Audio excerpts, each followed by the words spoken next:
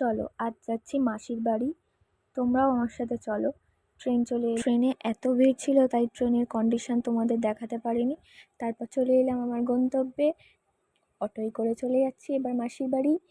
এই যে কাছাকাছি চলে এসেছি আর একটুখানি, তারপর একটু ঢং করতে করতে যাচ্ছিলাম। উফ কি গরম, যাই হোক এই চলে এসেছি আর একটুখানি, এই চলে এলাম।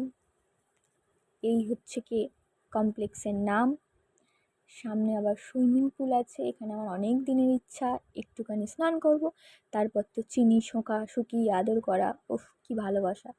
তারপরে দেখো এখানে চিনিকে ডাকছিলাম, উঠে দৌড়ে চলে এলো আমার কাছে। তারপর একটু ভালো মতো আদর করে দিলাম, জিভ বার বার করে হাঁপাতে হাঁপাতে আমার কাছে চলে এলো।